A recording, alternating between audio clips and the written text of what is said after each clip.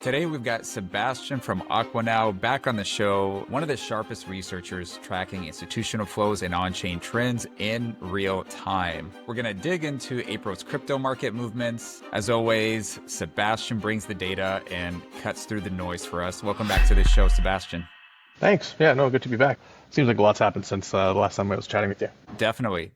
That's why we're in the industry. And I know that you spent some time in Dubai visiting Token2049. So I wanted to get your take on this because some people tell me that it's just a massive party. There's really no business being done there. Nothing happens. And then other people tell me that it's the best conference of the year. What are your thoughts? I mean, yeah, that's an interesting kind of like bookending. I think there's definitely some business to be done there, right? I think if I'm not sure if I mentioned this the last time I was on, but like maybe a couple months ago we announced that AquaNow helped the largest bank in the UAE enable crypto on their platform. So now on Emirates MBD's digital app, you can trade crypto, and that was us who did that. So like that's real business, like defined, right? Like that's bringing crypto to the masses, in a regulated format. So, however, I will say that whether we're talking Dubai or Denver or probably what's going to happen here next week in Toronto is the industry in general has kind of got a little bit of a it's at a bit of an impasse, right? I think a lot of people are still kind of stuck on this need to have a token to run a project type of thing. Like I saw this guy in Dubai who's got this really cool social app. Like it's kind of got a GPT wrapper. You can say, hey, I'm in Paris and I'd like to go spend the weekend in Portugal. Can you get me there? And it'll outline an itinerary for you, things you can do, all that kind of stuff, while like keeping it carbon and budget conscious. Those are all kind of parameters that you put in there. It's super interesting. There's some games you can play within the app and like all this stuff. I'm like, man, this is awesome. And it's just like, oh yeah, and then we're gonna launch our token soon, and then we'll be in here too. And I'm like, what are you talking about, dude? I'm like, this thing doesn't need a token. Like, what do you mean? And he's like, well, I want to reward and like share and whatever else. And I'm like, dude, there's a perfect token for this. It's called Stablecoins. Like they've got a $250 billion market cap. Like, like that, you don't need that. And, this was a point of contention almost. It's becoming a point of contention, it seems, where like the projects just kind of like aren't understanding that. It's like nothing like that model isn't working. Like you used to think that was a source of funding and maybe a source of like, invigorating the community, but no one gets invigorated when the assets are holding is down 90%. Like look at the state of crypto Twitter, right? So That's why I asked the question because you being on the ground floor there, you get firsthand understanding in terms of what are the challenges. And from your perspective, you make a good point that a lot of times tokens just do not make sense. And the reason why projects are launching tokens is because really they need the money, right? That's really what it comes down to. They need the money. And so they launch a token, which absolutely does not make sense. But there is a token that is very well known that is doing pretty well. I think it's called Bitcoin. So it just hit 100,000 just at the time of this recording yesterday. Now, the data that you have, I know it's from April, but a lot of times what we see in the past dictates what's going to happen in the future. So just based on the data that you're looking at, is this a short-term noise or is this a sign of a long-term trend here that we're seeing? yeah, no, it definitely feels like a continuation of a trend. Everyone's waiting for the interest rates to come down so that way everybody can go risk on. And that's the whole debate, right? Do we need that? Do we not? Do we need money printing? I think last time you were here, I asked you that very question, but it seems like all signs are pointing to that being the ultimate trigger that will help us take that aggressive move up. Yeah, yeah. I mean, it's tough to be, a central banker these days because a lot of the results of some of this tariff, well, like a direct result of this tariff is going to be kind of inflationary, as it just costs more to import goods, and the global economy is towards, places with competitive advantage generating goods, and then lots of importing and exporting, and so that's a tough one.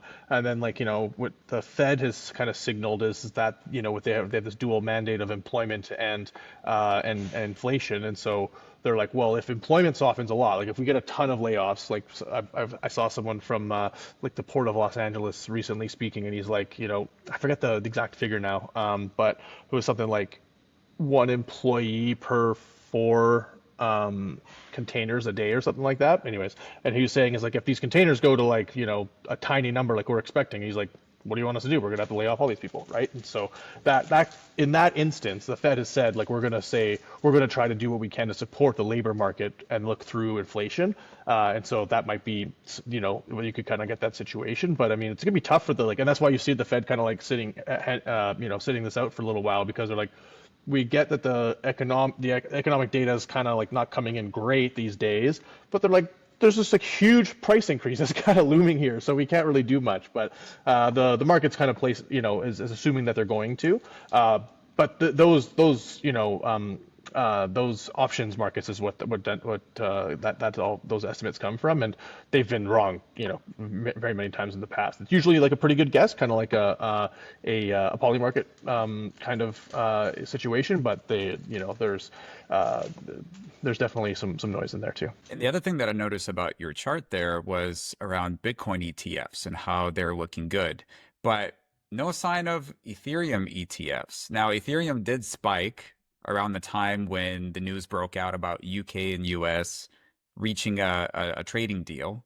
It went up like 20%. But what's the broader sentiment around Ethereum right now? Yeah, I mean it's not great, right? Like it's funny actually. You asked a question in the Network Spotlight Elites chat yesterday, and I've seen it show up actually in the Bloomberg chat earlier today. The Bloomberg crypto chat. Someone asked the same thing too. They're like, "Whoa, how come the Petra update matters so much for Ethereum?" Like I'm surprised to see that. And it's like, man, like this. If you follow traders or listen to there's a podcast called 1000X. That's a pretty good one I like. And these guys are talking like they constantly talk about like Ethereum as a perpetual short, right? They're like, this thing is broken, like we will go back to this thing all the time. And so I think it's for people who are trying to do things like operate in close to market neutrality or be short assets while they're longing others, or like try to have some make some alpha calls like that. ETH has been a pretty good golden goose for a little while, and I think things get a little bit carried away, and with the idea now that we could be entering this kind of like period of easing financial conditions. Maybe things do happen on the Trump side, and it's like, okay, wait a minute, maybe we priced in too much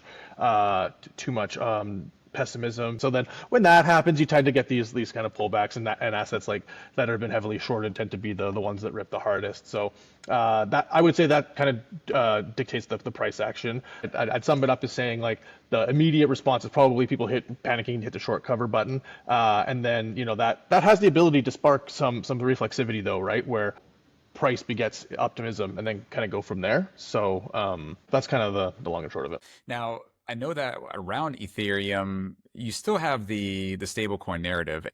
What's the data showing around stablecoins? Yeah, so as I mentioned before, you see this chart of ETH's market cap tracking the stablecoin supply, sort of like in a broader trend, and if you look at the stablecoin deployed by chain, there doesn't seem to be like much change in the market share going back over the last little while. However, it looks like it's pretty much a story of ETH and Tron, and then like a tiny little bit of some other chains. However, if you look at the relative growth since October, which is where that deviation happened in the earlier chart, you can see that there's definitely growth in the other ecosystems, like 25-30% for a lot of them, but the clear standout there is Solana, which is up 250%, more than 250% since October. And so like I think that is kind of what that's a very interesting kind of happening, right? Like stablecoins are the killer app. They tend to be, associated with like economic activity and whatnot. And so if the relative growth rate of Solana's, stablecoin supply is like, 10 times that of other chains, like that might be a reason for people to be like, I'm getting out of this Ethereum chain, out of this Ethereum thing because the activity is over on this other chain. So I think it's just a very interesting happening, and other people talked about it as well. So I just think something to keep an eye on. And if you go to the next chart, you can see The other kind of story here is for the longest time, and it still is, don't get me wrong, by a far margin, but Tether's been the juggernaut. USDC kind of was starting to make a comeback, and they had their issues with Silicon Valley Bank and some of the otre banks last year, or sorry, back in 2022. And then, anyways, it's had this kind of nice little rebirth where transfer volume's gone up tons. I think it came off a little bit with some of the hyperliquid, cooling down. But if you look at the relative growth of supply of USDC versus the average of all stablecoins, it's also going up a ton. And so you kind of have this two-part story of USDC is growing tons and Solana's growing tons. So they're kind of growing together, and that's an interesting story to follow, I think, if you're in crypto. Absolutely. Sebastien, what are your thoughts on PayPal USD? Because I keep hearing about it, but I don't know one person that's actually using it. Yeah, no, exactly. And it's one that gets hated on a lot. I know, most people are kind of confused by what they were doing. I think they came out, and then a few quarters ago, you saw in the footnotes that they were under investigation by the SEC. So they came out, tried to be super regulation compliant, and yet still got investigated. So if you're a public issuer, you're probably going to put your foot on the brakes in that instance. And so I think that's what happened. The other thing that I'm not really seeing all that much, Sebastien, I'm hoping you can show it in your data, is regulatory clarity impact on DeFi adoption. Can you explain this chart for me? Because I see that Aave is changing their revenue model, right? And a lot of that has to do with the potential regulatory clarity that's coming down the pipe. So yes, that it's still kind of in the earliest days there, but yeah, as you start to get a little clarity around the ability for token or for protocols to pass on fee revenue to token holders, then that will probably be a real determinant of value with respect from token to token analysis. And Aave's, one of the more successful projects in crypto history. They've had some forum posts that have suggest they're going to turn this fee switch on, and then they do pretty well, right? They make a few $1,000,000 a month, so they could probably have a meaningful return to token holders, and maybe more people will use it, if that's clearly allowed. So yeah, it's something to keep an eye on. And then as they're exploring that, they've got this Go stablecoin, which is complementary revenue generating, and then also they've got Lens, which obviously works with Go as well. So they kind of have this neat little ecosystem that they're working on that could be quite lucrative for Aave token holders should everything pass and success be continued. Maker's obviously one that gets talked about all the time with stuff like this, and some of the other trading perps protocols and other CDPs are known to just generate a lot of fees in DeFi. And if they can start to pass those on, then that's going to be a game changer. I think a lot of people are pre-positioning for that to happen. Do you think that's going to change the way we evaluate protocols and just applications in general? Do you think it'll be more like the traditional business model, because now you can show revenue and that revenue gets passed on to the investor? Yes and no. I mean, it's well, short answer is yes, definitely. But then to the extent that early stage projects should be passing on a lot of revenue to their investors, I get it. So there's some pretty cool stuff, right? A protocol can often operate for with a very small fraction of the employees or staff that a full team needs, for a corporate team needs for a commensurate level of revenue. And so in that case, there's a way higher margin to eventually be passed on. We talk about revenue, but really you can't, if you're just passing on revenue, it's kind of weird. You should be talking about passing on profits. So the profitability of a protocol should be able to be passed along, and that's very interesting. Obviously, we measure it with revenue because that's kind of more easily captured by blockchains. And we don't know exactly what all the off-chain expenses there, but yes, that will be something. And to the extent that some projects are able to pass on more than others, that will almost certainly be a determinant of relative value of those tokens. And then to whom they are able to pass that on with respect to regulation and all that kind of stuff will also play a huge part of that. But I think at the very early days, we'll probably still have to do things like watch or track user growth, developer activity, and then like just general fee generation, just to kind of like have that like network effect type of analysis of these kind of projects to say like, oh hey, like are these things growing, and like to what extent, right? Because it's probably a far like it's like I can't say, you should never say never, but like it'll be difficult for like a brand new protocol to start returning value to token holders right away. I mean, it could for sure. That's doable, but I guess I think at the early days you're still going to be tracking some of the user growth and retention stuff. I just hope that we get to a point where we don't necessarily evaluate a project based on how much money they have for marketing, right? I understand that that's a big part of it, but being able to cut through that noise and get to the meat of what they're actually doing and how successful they are and how healthy they are, I think that's what gets me excited. No, I agree for sure. Like, and there's some arguments there as to why, they in the past it made sense for people to wait until like for more private, sophisticated investors to be the ones who invest in things at the very earliest stage because they can take on more risk than like people who are in public, who would be investing in public markets where there's a company that has like a longer track record with like more established revenue and profitability, maybe, and then a very standardized and regular kind of reporting cadence. So I think it's going that direction, which is fantastic. I think it's going to be really interesting, and I think in traditional finance, the teams that can be more transparent tend to like have a higher multiple, assuming that the transparency is showing like good results.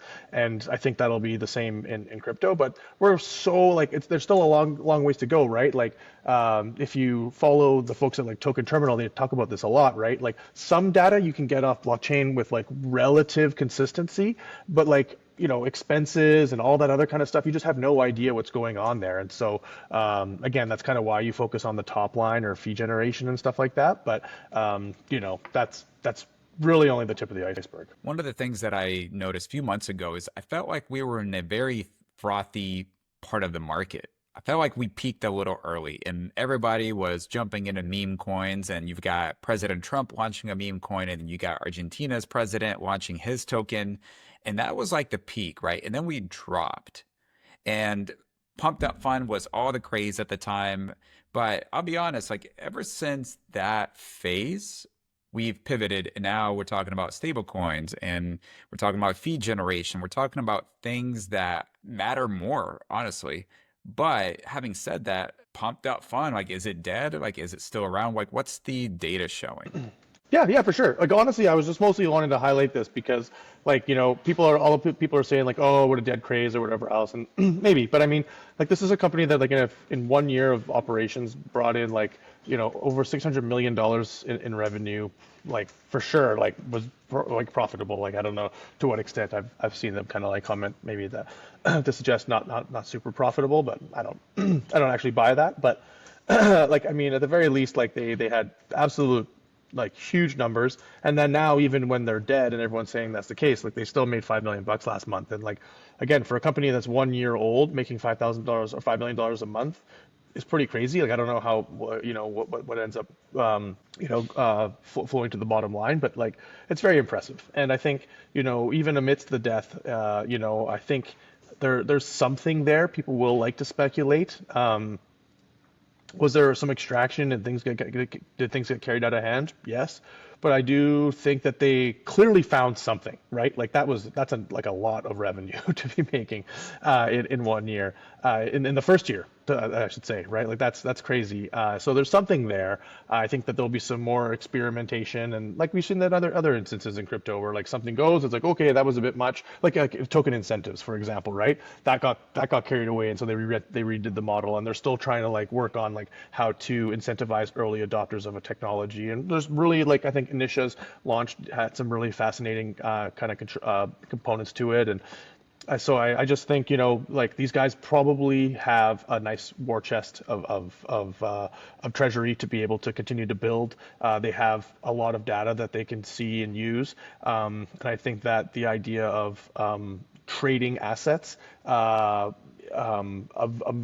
various sophistication is probably a trend that sticks with us for a little bit longer, right? Like whether it's directly related to a meme or maybe a person or it could be anything, right? Even with some of the poly market stuff, people are trading odds on outcomes and stuff like that. And I think with blockchains and crypto wallets and this all this technology, we're seeing this lowering of barriers to financialize and bring markets to so many different types of assets, and I think that'll continue. Whether or not that's Pump Fund that does it or not, I don't know, but like that's a pretty crazy amount of money to make in your first year ever, and then even when you're like in the trough, still making 5 million a month. We'll see what ends up happening in the months to come, but I suspect, given what we've seen so far in May in terms of general market action, it's going to be higher than 5 mil.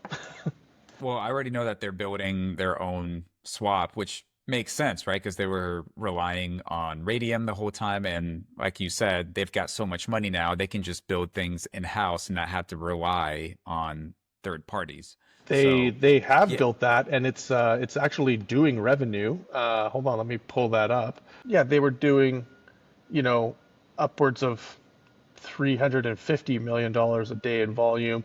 Call it an average of like, I don't know, 100, 125, $150 million a day in volume. Like, I mean, it's not small. something that I mentioned on my show with Mick and Mike, Helium partnering up with AT&T, and I saw this chart in your report.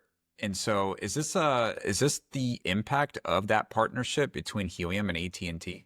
I think it's like an early indication of that. Yeah, I think like when you have like with AquaNow does when it partners with the bank, right? Like when we do work with the biggest bank in Dubai, Emirates MBD, that brings a lot of credibility to the asset class in general. It's like, oh wow, okay, a lot of people now all of a sudden might look at it for the first time, and most people would like to transact in those assets. The other thing that Mick and Mike show covers is the fundraising.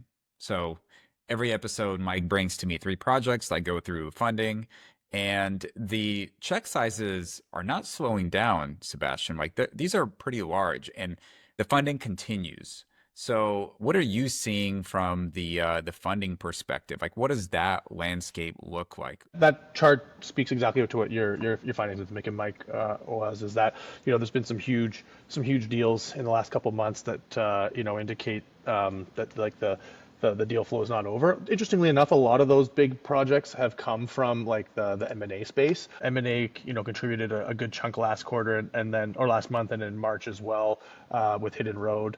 So if you look at these numbers, you're like, I don't know, seems like a bull market to me, right? Things are going really well. M&A is playing a huge part of that. Like I think this, the Coinbase Deribit, all the time you're starting to hear about like the largest deal ever, the largest deal ever. And I think it's really quite interesting. And the big deals are happening. And I think M&A is probably going to be something that we can continue to see on a go forward basis. Cool. I noticed that seed round seems to be pretty popular as well, like more so than like Series A and even more so than pre-seed. Why do you think that is? There's probably a number of things. I don't have like the granularity of data there to kind of really dig into it, but like some of the things that could be is that, people maybe can do like friends and family or like really kind of tiny pre-seeds, build up like, using advances in AI and stuff like that, get to a point where like seed makes sense. And then you're like, so it's not like get us off the ground. It's like we have a little something here. Now we can kind of raise a more of a round. So that could be part of it. Yeah. Sebastian, thanks so much for sharing your perspective on Token 2049 and all the on-chain data that's happening.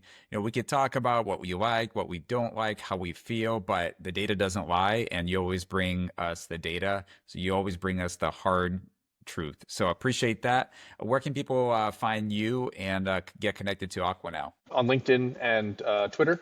And then, we'll be seeing you up in Toronto here coming up this week. And we'll be having a couple events as well. So look forward to experiencing another conference with the community. Absolutely. Sebastian, thanks so much for your time.